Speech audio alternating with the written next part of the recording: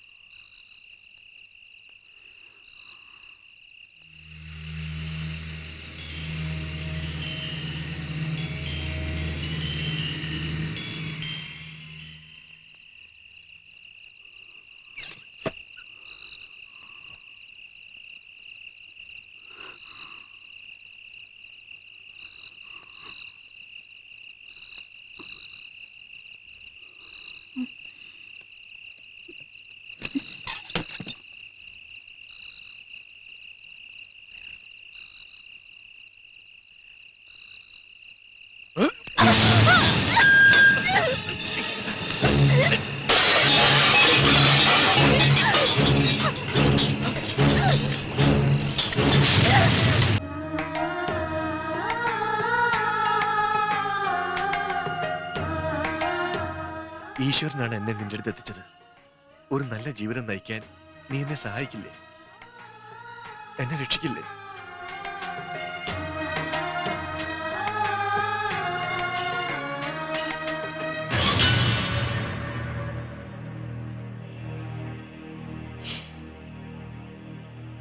എനിക്കിങ്ങനെ ഒരു ഭർത്താവുണ്ടെന്നോ ഞാൻ വിവാഹിതയാണെന്നോ ഈ ഗ്രാമത്തിൽ ആർക്കും അറിയില്ല.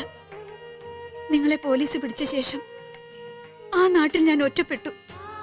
ജീവൻ രക്ഷിക്കാൻ രായ്ക്ക് രാവേ ഒളിച്ചോടുകയായിരുന്നു. ചോദിക്ക്, എന്താ നിങ്ങൾക്ക് അറിയേണ്ടത്? വീട്ടുവിശേഷം അറിയാൻ വന്നതല്ല. നീ ഒരുത്തനോട്ട് ഒളിപ്പിച്ചു വെച്ചിട്ടില്ലേ? അവനൊന്ന് കാണാൻ വന്നതാ. ഞാനാരെയും ഒളിപ്പിച്ചു വെച്ചിട്ടില്ല. നീ വലിയ ശീലാവതി ഒന്നും ചമയണ്ട. നീ ഒരു പിഴയാണെന്ന് ഞങ്ങൾക്കറിയാം. തോന്നിയസം പറഞ്ഞ അടിച്ചെന്റെ കരണക്കുറ്റി ഞാൻ പോയിക്കും. അതിനിത്ര ചൂടാനെന്തിരിക്കുന്നു? മുത്തശ്ശി, സത്യമായിട്ട് ഞാൻ കണ്ടതാ. ചോദിക്ക്. ഭാർഗവി, സത്യമാണോ പറയുന്നേ? ഇനി നിങ്ങളുടെ മുന്നിൽ ഞാൻ ഒന്നും മറച്ചു വെക്കുന്നില്ല. ഇവിടെ കയറി വന്ന ആ മനുഷ്യൻ എന്റെ ആരുമല്ല, ഈ ഗ്രാമത്തിന്റെ രക്ഷകനാ. ഒന്നിങ്ങോട്ട് മാറിക്ക്. ഇല്ല എന്ന് പറഞ്ഞ ആള് ഇപ്പൊ എങ്ങനെ ഉണ്ടായി? മുത്തശ്ശി, വിശ്വസിക്കരുത്. ഇവൾ അടവ് മാറ്റി ചവിട്ടേണ്. മര്യാദക്ക് അവൻ ഇങ്ങോട്ട് പുറത്തേക്ക് വിടറേ. എന്റെ കൈ രണ്ട് തരിക്കാണ്. അവൻ ആളെങ്ങനെ ഉണ്ട്? സ്വാമി ധ്യാനത്തിലാ. 3 ദിവസം കഴിഞ്ഞു ഉണരൂ. സ്വാമിയാ? അടിച്ചവന്റെ അണപ്പല്ലിയാൻ തെറിപ്പിക്കും. 3 ദിവസത്തിനുള്ളിൽ അവൻ രക്ഷപ്പെടുത്തി വിടാനല്ലേ? ഇറക്കി വിടറേ. വേണ്ട വല്ലഭ, സ്വാമിയെ ഉണർത്തണ്ട.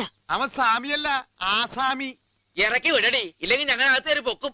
താൻ ഒറ്റയ്ക്കാ? നീ ഉണ്ടായിരുന്നോണം. വിശ്വാസം ഇല്ലല്ലേ? നിങ്ങൾക്ക് കാണണോ? കാണിച്ചു തരാം.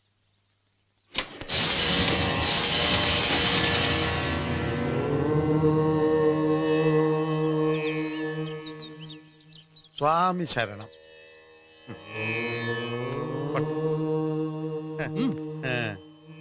ഇപ്പൊ വിശ്വാസമായില്ലേ?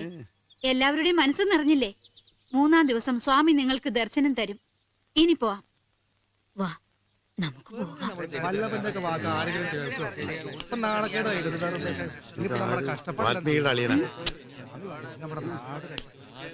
ദിവസം കഴിഞ്ഞിട്ട് വരാം.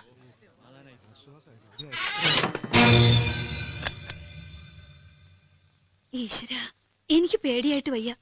നമുക്ക് എങ്ങോട്ടെങ്കിലും പോയാലോ? എന്തിന്? ഇന്നു മുതൽ അന്ധവിശ്വാസം നിറഞ്ഞ ഈ കൊച്ചു ഗ്രാമത്തിന്റെ രക്ഷകനാണ് ഞാൻ. ബ്രഹ്മാവ് എനിക്ക് നൽകിയ പുതിയ ജന്മം. സ്വാമി ബ്രഹ്മാനന്ദ. ഓം ഭഗവാൻ. എന്നും ഇവിടെ ഇങ്ങനെ തുടരാനാണ് ഭാവമെങ്കിൽ ഈ നാട്ടുകാരറിയെ എന്നെ വീണ്ടും താലി കെട്ടണം. എന്തോ ഒന്നും പറയാത്തേ? രക്ഷകൻ പറയുന്നതാണ് ഇനി ഇവിടെയുള്ളവരുടെ വേദവാക്യം. നീ നോക്കിക്കോ. ഇന്നേക്ക് 3-ാം ദിവസം നാട്ടുകാർ നമ്മളെ ഭാര്യ ഭർത്താക്കന്മാരായി അംഗീകരിക്കും. എങ്ങനെ? ഈ ഗ്രാമം ശാപത്തിൽ നിന്ന് മോചനം നേടണമെങ്കിൽ എനിക്കിവിടെ ഒരു ബന്ധം വേണമെന്ന് പറയും.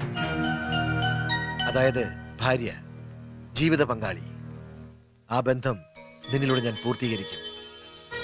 ഗ്രാമവാസികളുടെ മുന്നിൽ വെച്ച് നിന്നെ ഞാൻ സ്വീകരിക്കും. പിന്നെ ആരെയും പേടിക്കാതെ ഒരുമിച്ച് ജീവിച്ചൂടെ മോളെ? അല്ലെങ്കിലും എന്നെ ചതിക്കില്ലെന്നറിയാം. നമ്മുടെ പുതിയ ജീവിതം ആരംഭിക്കാൻ ഇനി 3 ദിവസങ്ങൾ മാത്രം. ഓം ഭഗവാൻ. സ്വാമിയുടെ ഈ പുതിയ ഉച്ചാരണ രീതി കലക്കി. സ്വാമിമാർ ഇങ്ങനെ കടിച്ചാൽ പൊട്ടാത്ത പദങ്ങൾ കൊണ്ടേ സംസാരിക്കാൻ പാടുള്ളൂ ഭവതി. സ്വാമിമാർക്കപ്പ ഇതേ പാടുള്ളൂ. ബ്രഹ്മാനന്ദ സ്വാമിയുടെ സൽഗുണങ്ങൾ ഞാൻ വെളിച്ചത്താക്കും. എന്ത് വിഡ്ഢിത്തരങ്ങളാ നീ പറയുന്നത്? നിനക്ക് ഭ്രാന്തുണ്ടോ? എന്നെ നിനക്ക് വിശ്വാസമില്ലേ? വേണ്ട, ഇനിയും അഭിനയിക്കണ്ട. അല്ലെങ്കിൽ നീ ഒരു മണ്ടി പെണ്ണ, വിവേകത്തോട് ഒന്നും ചിന്തിക്കില്ല. ലക്ഷ്യമില്ലാത്ത എന്റെ ജീവിതത്തിന് ഒരു പുനർജന്മം നൽകി നിന്നെ ഞാൻ ചതിക്കുവോ? നിനക്ക് മാത്രമേ ഞാൻ ആരാണെന്ന് അറിയൂ. ചതിക്കാനും നിനക്ക് മാത്രമേ കഴിയൂ. എല്ലാം അറിഞ്ഞുകൊണ്ട് തന്നെയാ ഞാൻ മറ്റൊരു സ്ത്രീയെ തെരഞ്ഞെടുത്തത്. എന്തിനാണെന്നല്ലേ? മറ്റുള്ളവരുടെ മനസ്സിൽ സംശയത്തിന് വഴിയൊരുക്കാതിരിക്കാൻ. ഈ ഗ്രാമത്തിൽ എനിക്കൊരു സങ്കേതം നൽകി നിന്നെ ഞാൻ സ്വീകരിച്ചാൽ ആരും വിശ്വസിക്കില്ല. ചതി അവർ മുൻകൂട്ടി കാണും. നിലനിൽപ്പിന് വേണ്ടിയാ ഇതെല്ലാം ചെയ്തത്. അത് നീ മറ്റൊരർത്ഥത്തിൽ കണ്ടു അല്ലേ? എല്ലാവരുടെയും മുന്നിൽ വെച്ച് എന്നെ സ്വന്തമാക്കുമെന്ന് പറഞ്ഞപ്പോ ഒരുപാട് ആഗ്രഹിച്ചു പോയി. ഞാനും ഒരു സ്ത്രീയല്ലേ? ഇനി എന്നെ ചതിക്കരുത്. ഇല്ല, നിന്നെ ഞാൻ ചതിക്കില്ല. തെരഞ്ഞെടുത്തത് മറ്റൊരു പെൺകുട്ടിയാണെങ്കിലും വേലി കഴിക്കുന്നത് നിന്നെയായിരിക്കും. നീ എന്റെ പെണ്ണല്ലേ?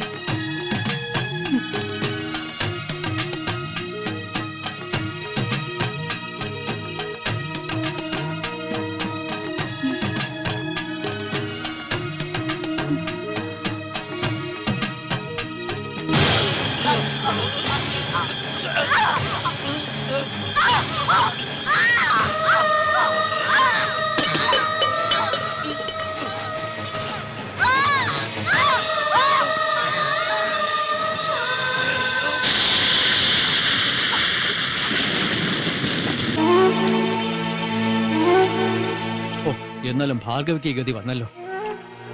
ഭാർഗവിയെ ആരെങ്കിലും സ്നേഹിച്ച് ചതിച്ചിട്ടുണ്ടോ? നമുക്ക് പോലീസ് വിചാരിച്ചാലോ? പോലീസിനെ പട്ടാളത്തിന് ഇങ്ങോട്ട് വരുത്തണ്ട.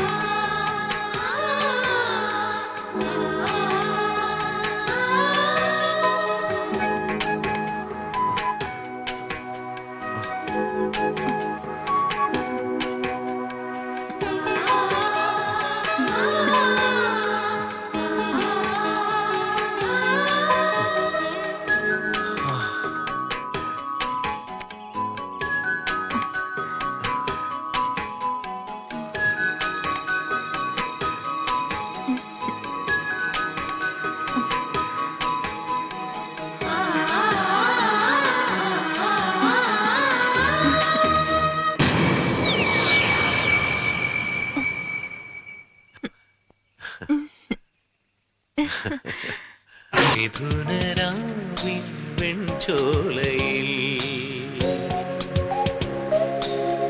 ഇണയെ തേടി ഇഴഞ്ഞു നാഗം. മിഥുനരാവിൻ വെൺചോലയിൽ ഇണയെ തേടി ഇഴഞ്ഞു നാഗം. ഒരപൂവ തപസിൻ പുണ്യം പോൽ കാമചാപം ഏറ്റ നാൾ ഇരുമയൊന്നായി. മിഥുനരാം വെൺചോലയിൽ ഇണയെ തേടി ഇഴഞ്ഞു നാഗം.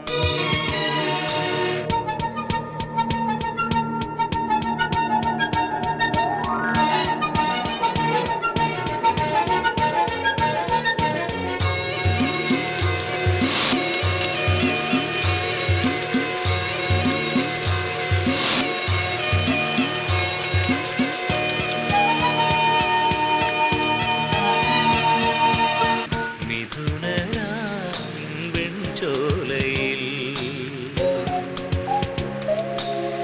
ഇണയെ തേടി